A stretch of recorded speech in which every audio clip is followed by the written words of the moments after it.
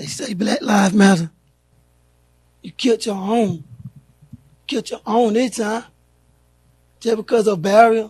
They killed my baby because she crossed the barrier and made a U-turn. You killed a child. She ain't do nothing to nobody. They didn't give us time to make a U-turn. They started shooting on my car before we could even make a U-turn. Shooting my tires out. Like, why? Well, Black Lives Matter. My baby was shot in her bed. Killing your own. Nobody there to help You me. killed an 8-year-old child. Nobody. She ain't did nothing to now one of y'all. She just wanted to get home to see her cousin. That's all she wanted to do. She just wanted to get home.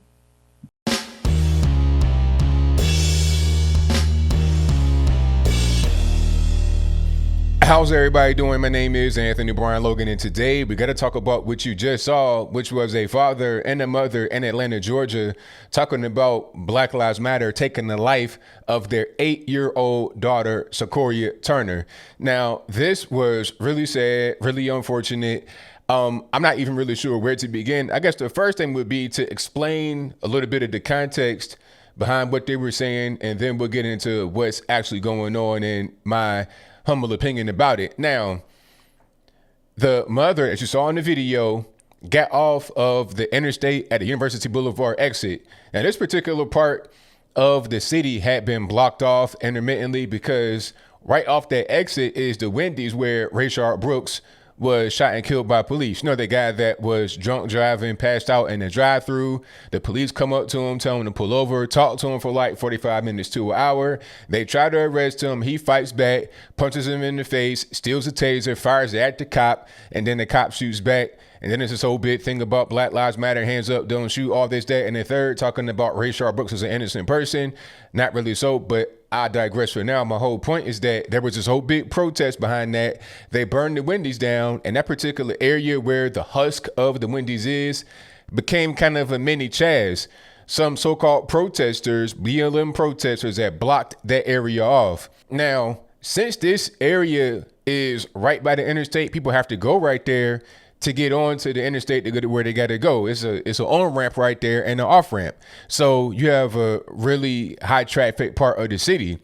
They were stopping people from going through and, you know, trying to check people, kind of like a checkpoint, an unofficial BLM checkpoint, basically, ran by gangbangers, just general thugs in the area, not a peaceful thing. But anyway, the police had cleared this area out. But the so-called protesters, rioters, insurrectionists, gangbangers, drug addicts, general criminals put the barrier back up. So I don't know if the mother knew that the barrier was back up or whatever the case may be, but she was just trying to get home with her 8-year-old daughter and the mother's friend in the car. Now, once they get off at the exit, they are trying to approach the barrier, go around it or whatever, but they were instructed by the so-called protesters to pull into a parking lot and turn around and go the other direction. But they were not given the chance to actually turn around and go the other direction. You may have heard her say, we tried to do a U-turn. We couldn't do a U-turn. They shot my tires out. They shot into my car. Why? It was not just one person just accidentally shooting. It was at least 2 people firing into the car, killing the 8-year-old girl. Okay? And like the father said, Black Lives Matter, when, where, how? If Black Lives Matter, what would it be doing? You killed your own. Black Lives Matter, what? And contrary to some rumors that are out there, this is not a block party. This kind of went wrong. It wasn't like, you know, it was a block party. Somebody get into a fight over a girl. They start shooting, and then a bullet indiscriminately went into the car and struck the girl. No, you had 2 black men, so-called protesters, one dressed as a bounty hunter, other one had on a white t-shirt. These guys fired into the vehicle and, like the mother said, shot at her tires. So they were trying to disable the vehicle. They were trying to kill whoever was inside the car, shooting indiscriminately, not as far as not knowing where it's going to go, but not caring who's inside the car or what they were really doing in that particular area. Maybe they were just trying to get home. Maybe they were innocent people. And this same thing happened over in Chaz Chop, where the so-called Chaz security shot and killed at least one, probably two black people, a 16-year-old boy and a 19-year-old young man. Why do we have so many kids that are being shot and killed as a result of Black Lives Matter? You tell me, because I was told that Black Lives Matter wants the best for black people. They want the advancement of black people. They want to protect black kids and black adults, elderly, everybody else. They want to do the right thing for the black community. But I see everything except for that. All I see is death, chaos, and destruction all over the country, not just in Atlanta with Sequoia Turner, not just in Chicago, Illinois, where the murder rate has skyrocketed, not just in New York City, in Philadelphia, Houston, Texas, Dallas, Texas, Miami, Florida, all over the United States. I'm seeing the exact same thing. Like I've said many times before, these so-called BLM protesters don't care if the black on black murder rate jumps up exponentially. They don't care if it goes from where it was over the past few years to like 200, 300 to 400% higher. They don't really, it doesn't matter, because all they are actually out there to do is a few things, but probably two main things. Number one, to just undermine the police. And then number two, to push for a Marxist political agenda, an anti-Trump political agenda. The founder of Black Lives Matter, one of the founders at least, got on TV. It might have been MS-13 DNC, and said that they are trained Marxists and their goal is to get Trump out of office. How do Black lives and Marxism connect at all? How do Black lives and Donald Trump's presidency connect at all? They're talking about Donald Trump's presidency being a clear and present danger to black people, but how does that make any sense? You're talking about the lowest black unemployment rate ever before the virus hit. You're talking about very low taxes, rules and regulations for black folks to be able to prosper, the opportunity zones, permanently funded HBCUs. I can go on.